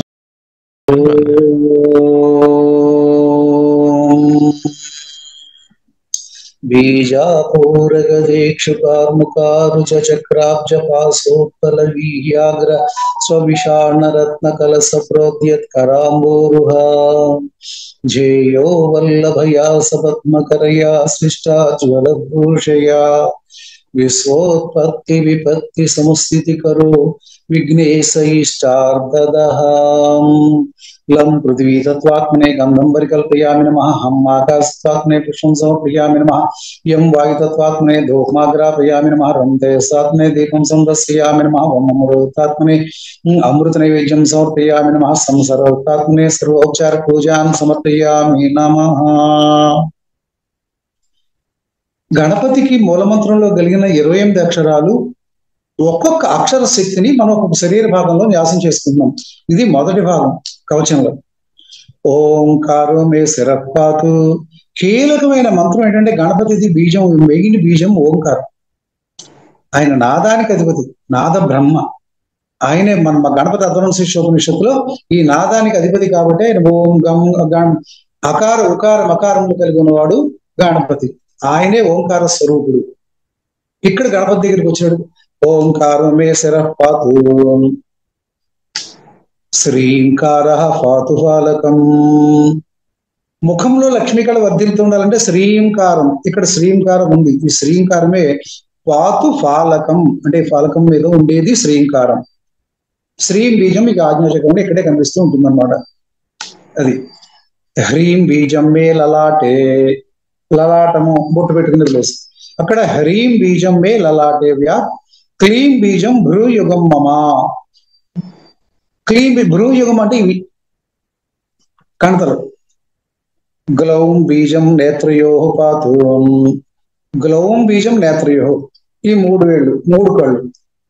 నేత్రయో పాతు గం బీజం పాతు నాసికాం, గమ్ అనే బీజం పాతు నాసికాం. గం బీజం ముఖ పద్మే వ్యాత్, మొత్తం ముఖం అంతా గం బీజం.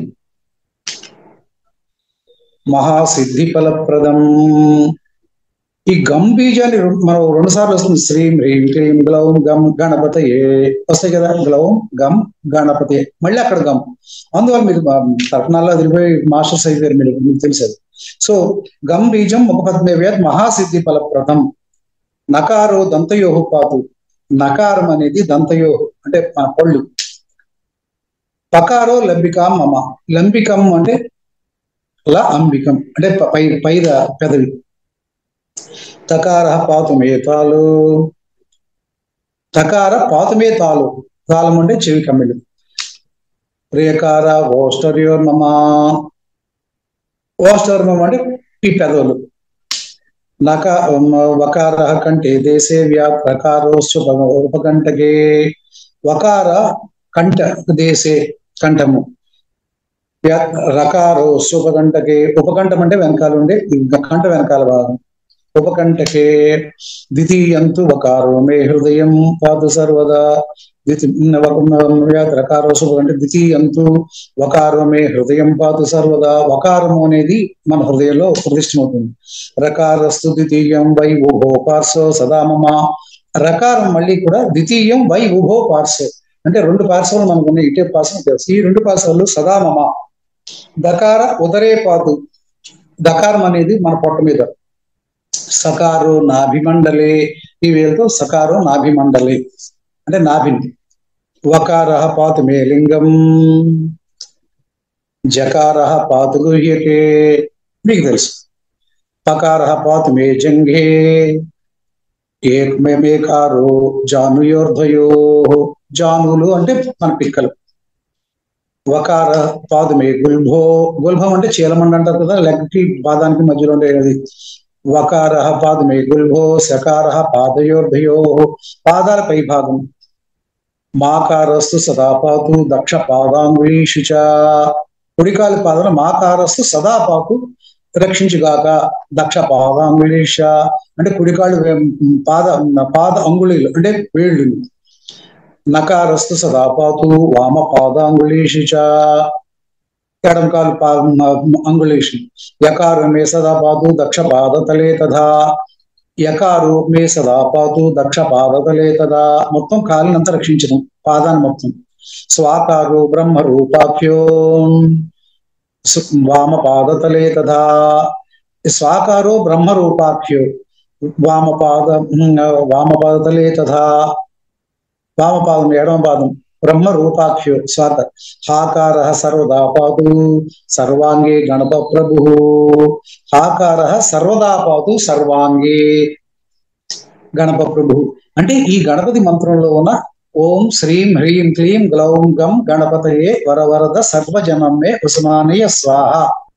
ఈ 28 అక్షరాలు 28 శరీర భాగాల్లో మనం ప్రతిష్ఠింప చేసుకోవడమే ఆ అక్షరాలు బీజాక్షరాల శక్తి కవచంలో మొదటి భాగం. ఇది ఫస్ట్ ఎపిసోడ్.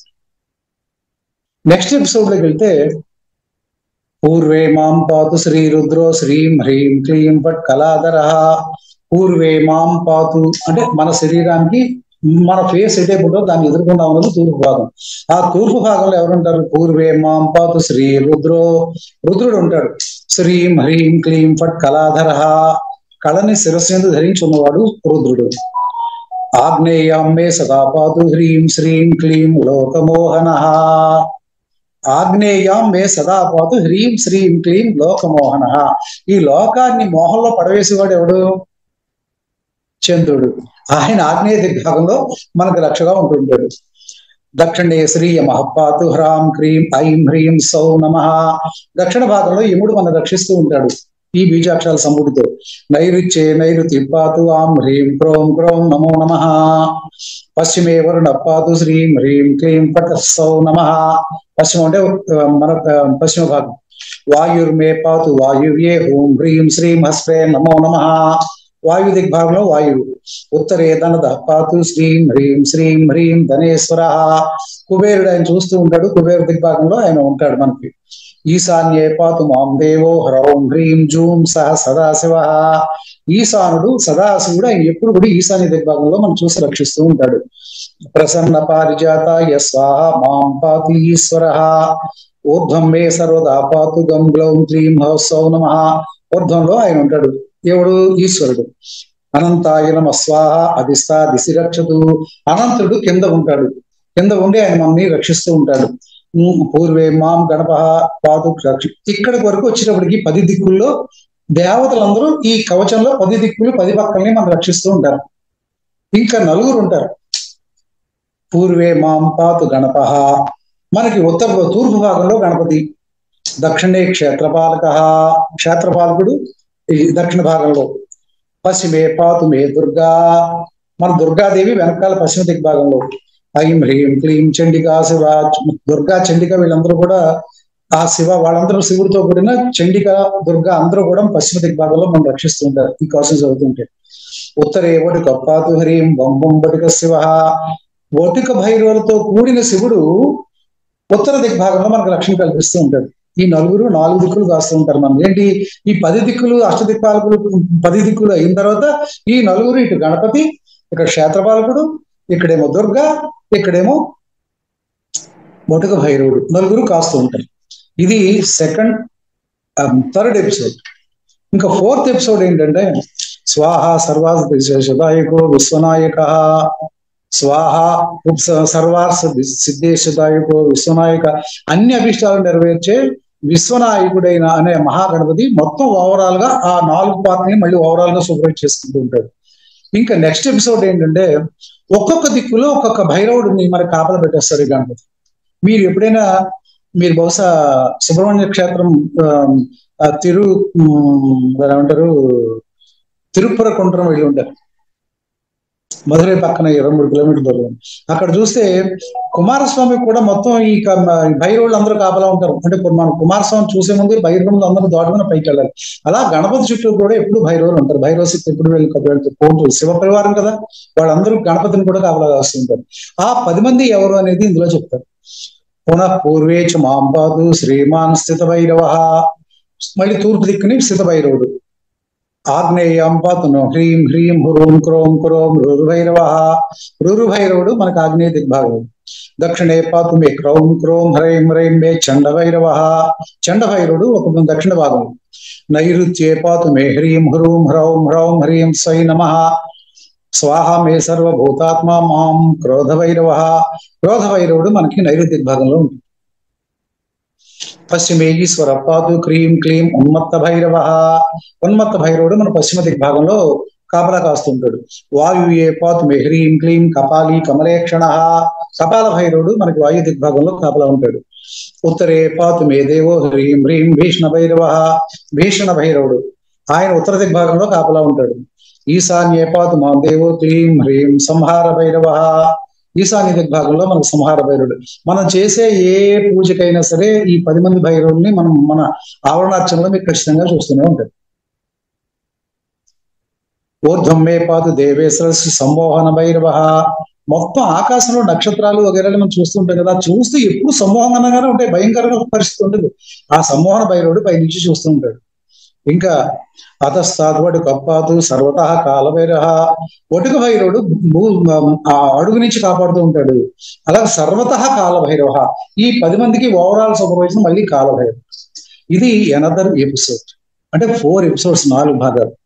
ఇలా కవచం చేసుకుంటే మనకు వచ్చే ఫలితాలు ఏమిటి అనేది కింద చెప్తారు. ఇది కూడా 5 నిమిషాలు ఎక్కువ చెప్పాలి. ఇదం కవచం దివ్యం బ్రహ్మ విద్యాకలేపరం గోపనీయం ప్రయత్నేన ఇది చేదాత్మనస్సుకం. ఈ కవచము బ్రహ్మ విద్య చేసుకునే వాళ్ళకి రక్షణగా ఉంటుంది. ఇది రహస్యంగా దీన్ని మనం చేసుకుంటూ ఉండాలి. దీనివల్ల విపరీతమైన సుఖం కలుగుతుంది.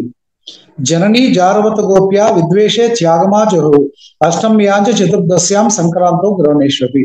ముఖ్యంగా జననీ జారవత్ గోప్య అంటే తల్లి గర్భంలో ఉన్న పిల్లవాడిని ఏ విధంగా జాగ్రత్తగా చూసుకుంటుందో ఈ విద్యని అంత జాగ్రత్తగా మీరు చూసుకోవాలి.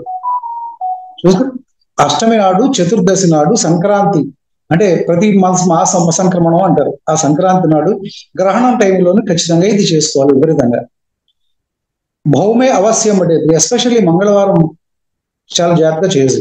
ధీరో మోహయత్వ అఖిలం జగత్తు, ఈ ఈ భౌము మంగళవారం ఇలా ఈ పద్ధతిలో పారాయణ చేసుకునే వాళ్ళకి ధీరో మోహయత్వ అఖిలం జగత్తు, మొత్తం సృష్టి అంతా కూడా వీళ్ళ మోహంలో పడి ఉంటుంది, లేదా సృష్టి అంతా కూడా వీళ్ళు మోహిస్తూ ఉంటుంది. రెండు రకాల అర్థాలు వస్తాయి.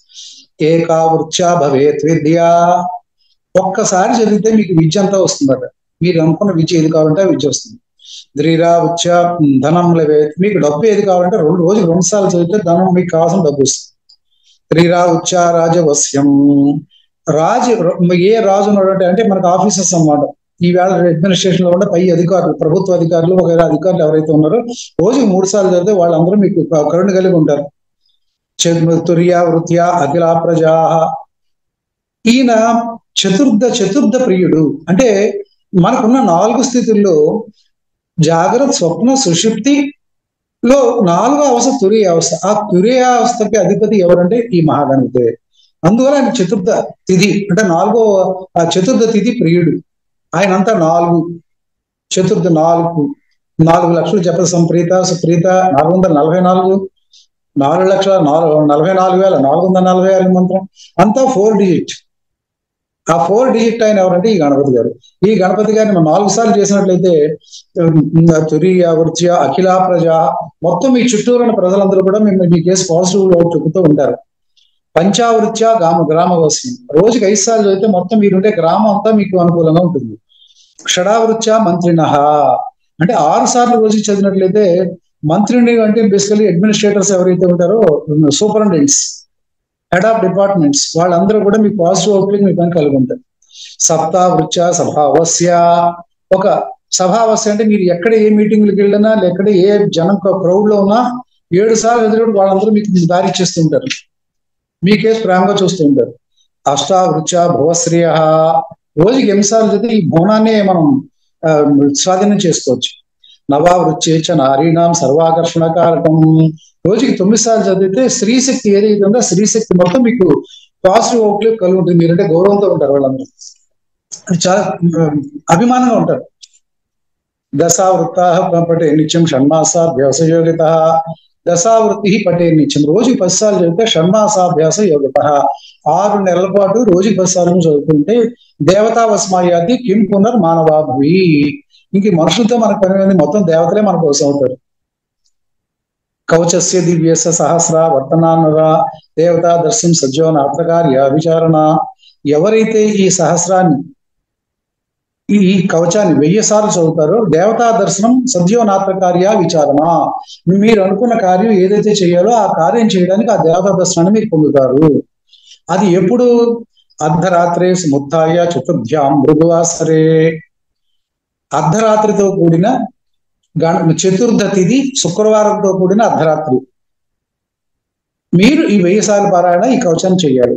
రక్తమాల్యామృదరో రక్త గంధానులేపన, అంటే రక్తగంధం ధరించి ఎరుపుమాల మీరు ధరించి గణపతి దగ్గర పూజ చేసి ఈ కవచ పారాయణ మొదలెడితే మీకు ఈ 5 జరుగుతాయి. సావధానేన మనసాపటే ఏకోత్తరం శతం, ఎంత అలా మీరు 108 ఏకో ఉత్తరం శతం 108 సార్లు చదవాలి. రాత్రి వేళ అర్ధరాత్రే సముత్థాయ చతుర్థ్యాం మృదువాసరే, అటువంటి వారంలో క్యాలెండర్ సంవత్సరానికి 2 సార్లు 3 సార్లు వస్తుంది, అలాంటప్పుడు పెట్టిన చేసుకోవచ్చు. సావధేన మనసు ఏకోత్తరం శతం స్వప్నే మూర్తిమయం దేవం పశ్యతేవన సంశయ, ఇలా 108 సార్లు పారాయణ చేసి పడుకుంటే ఖచ్చితంగా స్వప్నంలో గణపతి దర్శనమిస్తాడని శాస్త్రం చెప్తుంది. ఇదం కవచం అజ్జత్వా గణేశం భజతే నరః 1,00,000 ప్రజాప్రార్థన మంత్రం సిద్ధిదో భవేత్, ఈ కవచాన్ని చదవకుండా మీరు 1,00,000 మంత్రం చేసినా సరే సిద్ధి కాదు అని చెప్తున్నారు. పుష్పాంజలి క్షందత్వా మూలైన వసకృత్పడేత్, మీరు పుష్పాలని చేతితో పట్టుకుని మూలమంత్రం జపం చేస్తే అపివర్ష సహస్రాణం పూజయా ఫలం ఆపుతున్నారు. మీరు ఏ ఫలం పొందాలనుకుంటున్నారో 1 ఏడాది పాటు రోజుకి 1000 చొప్పున జపం చేస్తూ ఉంటే మీరు అనుకున్న కోరికలన్నీ నెరవేరుతాయి. ఇంకా కావాలంటే ఇది చేసేటప్పుడు భూజ్య లిఖిత్వా స్వర్ణస్థాం గుటికాం ధ్యారియే ద్యది కంటే వా దక్షిణే బాబు సగుర్యా, భూజ్యపత్రము అని అంటారు, హిమాలయాస్ లో ఉంటుంది.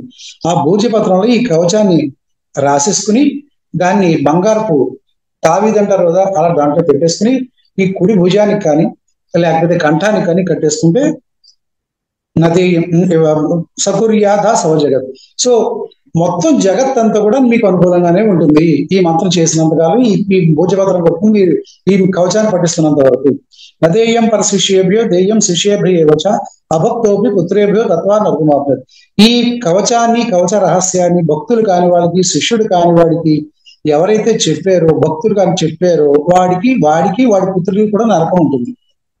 నేను మీరందరూ మంచివాళ్ళు, శిష్యుడని చెప్తున్నాను. కాబట్టి నాకు నరకం రాకుండా చూడాల్సిన బాధ్యత మీకు కూడా ఉంది. గణేశ భక్తి యుక్తాయ సాధవే చ ప్రయత్నత. గణేశ భక్తుడు ఎవడైతే ఉన్నాడో వాడు ప్రయత్నపూర్వకంగా ఇదంతా చేయాలి. దాతవ్యం తేన విఘ్నేశ సుప్రసన్నో భవిష్యతి. అటువంటి భక్తుడిని ఎవడైతే ఉన్నాడో అటువంటి భక్తుడిని మనం దక్షిణ తాంబూలాది సత్కారాలు చేసినట్లయితే గణపతి అనుగ్రహం సంపూర్ణంగా మనం అవుతుంది. ఇదంతా ఎవరికి చెప్పారు? ఇది శ్రీ దేవి రహస్య శ్రీ మహాగణపతి మంత్ర విగ్రహ కవచ సంపూర్ణంగా.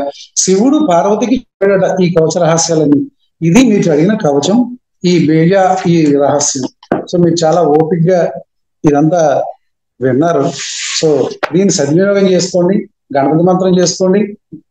గణపతి మంత్రం లేకుండా ఏ మంత్రం కూడా మనకు వర్కౌట్ అవ్వదు. ఈ గణపతే మన మూలాధారంలో ఉన్న కుండలిని శక్తిని మేలుకోవాల్సిన బాధ్యత అయిందే. ఆయనే మనకు శక్తిని ఇవ్వాలి మిగిలిన సాధనలు చేయడానికి కూడా.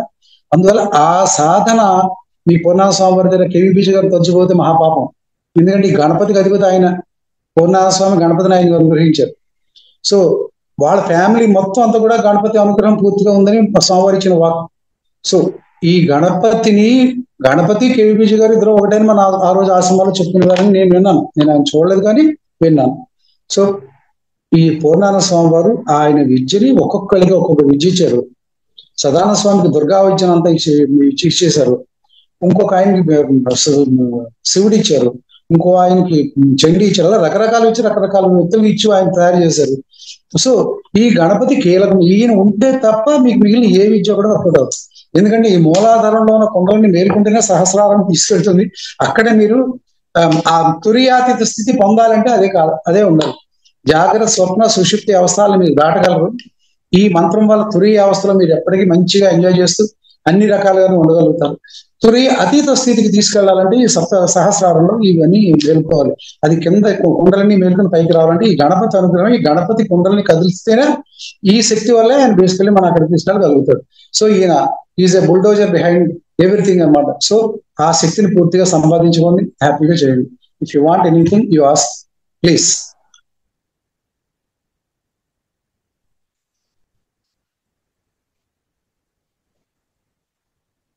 ఎక్కడికో వెళ్ళిపోయారా ఏంటి? చాలా బాగుంది అంకుల్. ఇది ఇందులో మనకి 19వ శ్లోకంలో సెకండ్ లైన్ అది కొంచెం పలకడం కష్టంగా ఉంది అంకుల్. హ్రీం శ్రీం హస్ బీజం 19వ నెంబర్ శ్లోకం. పశ్చిమే వరుణ పాతు. పశ్చిమే వరుణ పాతు శ్రీం హ్రీం క్లీం ఫట్ హ్రసౌ నమః. హ్రసౌ ఓకే. నెక్స్ట్ లైన్ ది ఉంది చూడండి ఇంకొకటి. రకారం సకారం. హ్రసౌ నమః. వాయుర్మే పాతు వాయుయే హోం హ్రీం శ్రీం హస్ క్రేం నమః. హస్ క్రేం నమః అంటే సే కింద ఖ పక్కని రా ఏ స్ప్రేమ్ స్ప్రేమ్ హస్ ప్రేమ్ హస్ ప్రేమ్ ప్రేమ్ హస్ ప్రేమ్ హస్ ప్రేమ్ అంటే సా కింద కా పలుకుతూ రకారం పలుకుతూ ఏకారం పలుకుతూ హస్ ప్రేమ్ హస్ ప్రేమ్ హస్ ప్రేమ్ హస్ హస్ హస్ ప్రేమ్ ప్రేమ్ క్రే హస్ క్రేమ్ హస్ క్రేమ్. ఇంకా చెక్కండి తీసుకోండి. హస క ర దీన్నే డివైడ్ చేస్తారు మన బేసికలీ. అవి సింగిల్ అక్షరంలో పలకలేకపోతే దాన్ని డివైడ్ చేసుకోవచ్చు కూడా. హ సే ర ఖ ఎం. అది ఎమ్మ అంకుల్ పానా అంకుల్. అది పాలాగా ఉందేంటి? చేయండి. స్ప్రే స్ప్రేమ్ అంటే ఖా డామినేట్ చేస్తుంది, సే సైలెంట్ అవుతుంది. అంటే ఒక్కొక్కసారి పై అక్షరం భూమిని సైలెంట్ అవుతుంది. ఇక్కడ హస్ ప్రేమ్. ఇది కేచరి మంత్రం, కేచరి విద్య. ఇది చాలా కష్టమైన బీజం. ఇది ఈ బీజమే కేచరి. మీ కొండనాల మీద ఉండేది ఇదే బీజం. వస్తుంది చూసారా? గొంతుకు నుంచి గాలి వస్తుంది కదా, వచ్చినప్పుడు నాలుక మాత్రం బయటకు వస్తుంది. ఆ బయటికి రావాలంటే హస్ప్రేమ్, కేచరి అనమాట. కే అంటే కేచరి విద్య. హస్ప్రేమ్, హస్ప్రేమ్, హస్క్రేమ్ అలా. అది మీ ఫ్లోలో వచ్చేస్తుంది. చదవగా చదవగా అక్షరం చదవగా మీకు వస్తుంది. హస్ప్రేమ్ నమ్మకం. ఇది బీజాక్షరాల్లో సర్వశక్తి ఉంది. అందుకే బీజాక్షరాలు చదువుకుని ఎవరికి ఇవ్వరని చెప్పదు. ఇంకొకటి అంకుల్, ఈ గణేష హృదయం తర్వాత గణేష అది లాస్ట్, అది మీరు తీసిన ఫొటోస్ లో కొంచెం కట్ అయిపోయింది అంకుల్. అది ఇంకొకసారి పెడతారా? ఈ కవచం బానే ఉంది, మీరు పెట్టిన మీరు అప్లోడ్ చేసిన హృదయము ఇంకా చాలా ఏడుపు వస్తుంది. బయట చేస్తున్నారు. రేపు నేను ఓపెన్ గా ఉంటే రేపు మీకు బీజాక్షరాలు ఎక్కువగా ఉండవు హృదయంలో అండి. ఇంకా మాలా మంత్రంలో కూడా చివరి అక్షరాలు కొంచెం కట్ అయిపోయినట్టు అనిపిస్తుంది. ఇది ఏ బుక్ అంకుల్? ఇది ఏ బుక్ నుంచి చెప్తున్నారు మీరు? ఇది 3 రకాల బుక్స్ ఉంటాయి సార్.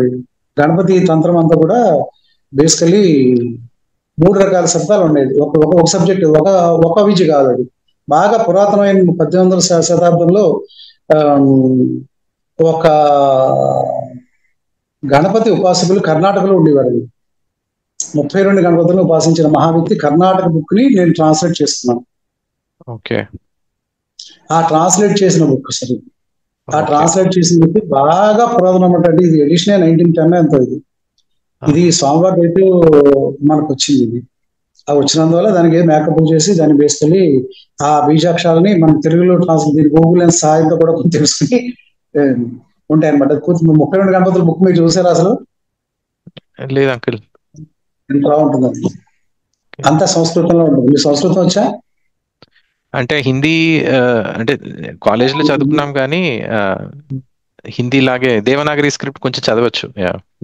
అలా ఉంటుంది. 32 గణపతులు వివరంగా మనకు ఉంటుంది. అందులోంచి కొంత భాగాలు తీసుకుని మన సాధనలో 2005 నుంచి పెట్టుకోవడం జరిగిందండి. ఇది ఎందుకంటే మన అన్ని రకాల సాధనలు మనకు ఉంటాయి. మన మైన్ గురుపాదుక తర్వాత మనకు ఉండే దుర్గలు, మొత్తం దుర్గా పరంపర అంతా అన్ని రకాల దుర్గలు. అది అయిన తర్వాత మనకి రుద్రం మెయిన్. అదొక పాదుకలు అంటే పాదుకలే రుద్రం పాదుకల అంటే ఒక పాదం రుద్రం, ఇంకో పాదం అమ్మవారి శాక్తేయం. అంటే శైవం శాక్తేయం 2 ఉంటాయి. 3వది గణపత్యం. ఆ గణపత్యంలో మనకి నాకు సుబ్రహ్మణ్యం అసలు రాదు, పెద్దగా తెలియదు. And basically Vishnu, only Vishnu Sahasranamam వరకు, సుదర్శన మంత్రం తర్వాత మిగిలిన తక్కువ ఫోకస్ తక్కువ దాని మీద.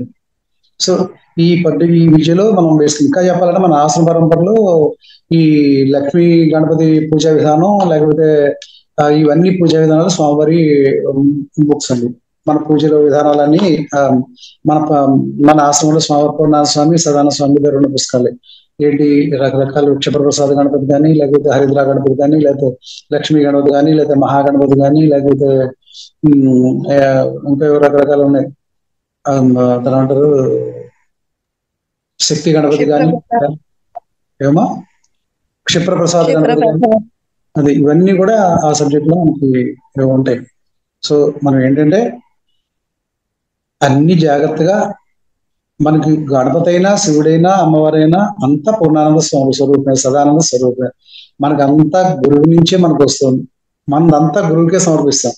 ఆ ఎడిట్ చేసి, లేకపోతే మన తప్పులు ఒప్పుల్ని సవరించుకుని ఎంత పవర్ రిలీజ్ చేయాలో మనకు రిలీజ్ చేస్తూ, ఎంత మనం చేసిన సబ్జెక్ట్ అమ్మవారికి సబ్మిట్ చేయాలో, అయ్యవారికి సబ్మిట్ చేయాలో అంతా ఆయన సబ్మిట్ చేస్తారు. ఈ గురువు is nothing but UPS system అని మనం అనుకున్నాం కదా. సో అందువల్ల మన ఆటలు సాగుతున్నాయంటే కారణం ఆ గణపతి, అది ఆ స్వామివారి యొక్క సంపూర్ణ అనుగ్రహం వల్ల ఆ పాదుకే మనకు రక్షణ.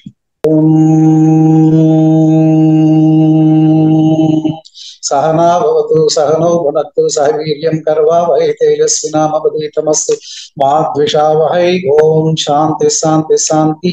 హరి ఓం తత్సత్. ఓం నమో భగవతే పూర్ణానందాయ.